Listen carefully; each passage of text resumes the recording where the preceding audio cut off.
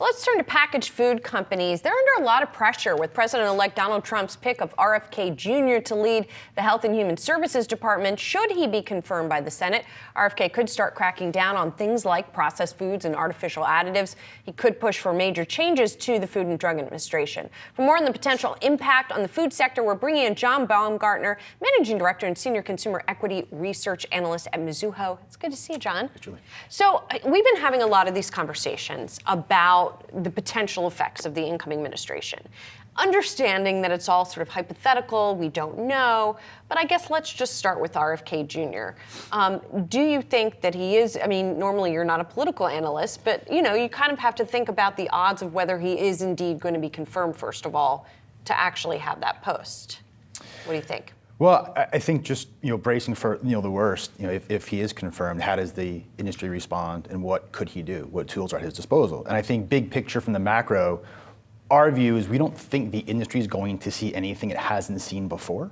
From a regulatory perspective, from a food science perspective, we've seen a number of issues over the years with ingredients regulations. And our view would be the tools available to an RFK would be between a stick and a carrot approach. And the stick approach across a range of drivers would be, one, in terms of what's most disruptive, would be a tightening of EBT food stamp allocations, reducing the limits, the categories you can buy on those products.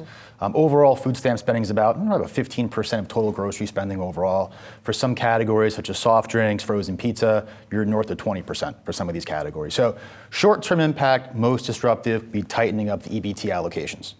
Second most impactful would be sugar taxes.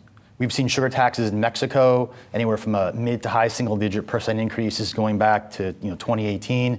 What do we see in the first 6 months after sugar tax? Volumes down mid-single digit. So that effectively increases the total cost of items high in sugar. Correct. So you would see an elasticity impact on volume there. We've seen sugar taxes in the UK for 15, 20 years now, and that drove a reformulation of products going forward. So you saw sugar consumption come down, volumes went up over time.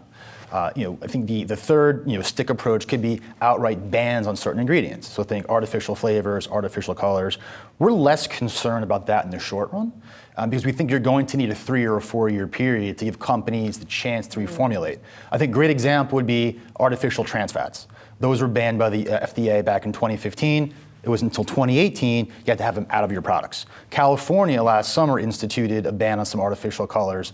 That won't take effect until 2027. So we think that'll be more of a longer term adjustment. Now don't forget, most of these companies, multinationals, they operate in countries in Europe that have tighter regulations on ingredients. They've made these changes overseas anyway to begin with. So we think there's opportunities.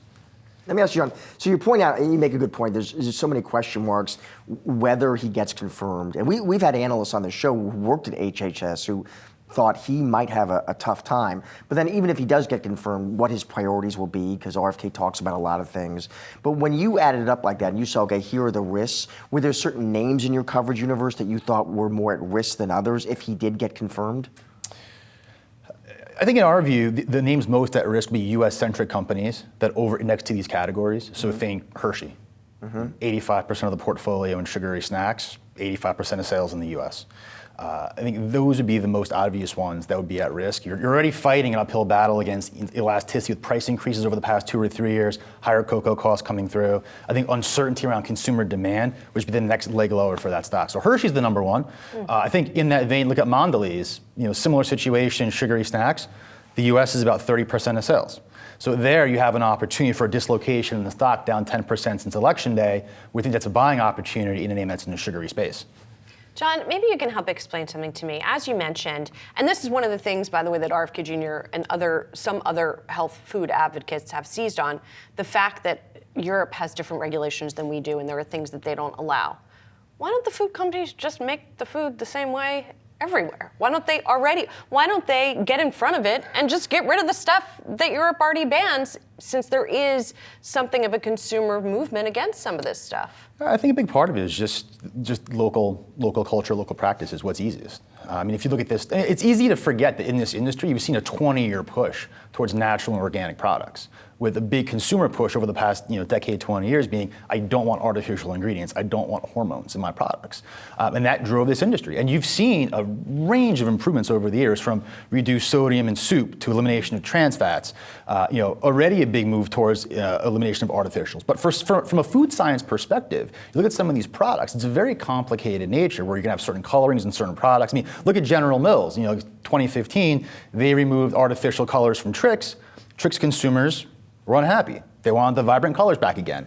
And they'll have to go back and reformulate with the artificials again. So I think part of it's consumer demand, what sells locally for the culture. The other part is the food science, what helps with longer shelf life. Once you change certain ingredients, it throws off pH balances, you have to change something else. So it's just not so simple to reformulate in some cases. But if you're gonna be given a multi-year time horizon, if the culture is changing, the regulations are changing, that's where you'd have a response from the industry in our view. Do you think, John, so you named some companies that could in theory be at risk, right? Are there names that actually maybe could benefit, could be a tailwind, in the sense that, let's say he gets confirmed and he really promotes a sort of healthy eating, healthy living agenda, and that raises awareness and consumption of, hey, more people decide I want to eat fresh, organic, natural. Are there companies that you cover that you think, okay, those would actually be tailwinds for these names? Unfortunately, in the packaged food space, there's all exposure, for the most part across the board. So I think what you're looking for are the publicly traded names or ones that have the limited exposure to the U.S. or to these categories. I think even in the healthy living space and protein nutrition, Bellring brand, Simply Good Foods, companies that have low sugar, low carbs, high protein, labels. It's a $20 billion category growing high single digits. It's a nice time with the GLP-1 effects as well. So there's certain pockets in the industry where you will see outperformance in our view.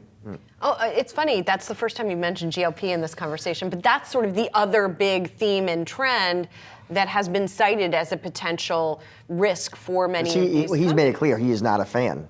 Right. Of those drugs. Right. But, so I don't know how you weigh this stuff as an analyst and figure out, do you see some of these threats as sort of existential for the industry? Or, as you say, is it just sort of stuff they've dealt with before that they're still dealing with? I think separating the short term from the long term, and these stocks tend to move first before the numbers really change. And I think for this industry, you had the GLP-1s hit the end of last summer. That sort of whipsawed valuations, inflation came through. Now you have the RFK uncertainty.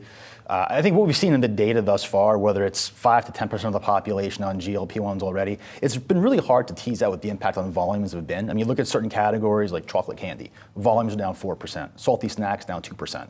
Is that GLP-1 impact or is it elasticity and going to smaller pack sizes? It's really hard to know. But I think you do have situations in the market where the market reacts first, stocks become oversold, cooler heads prevail, and there's opportunities for buying taking the opposite side of that trade. So I think any of these factors should have a longer tail duration as opposed to short-term changes in the market. John, great to have you here. Really interesting. Appreciate it.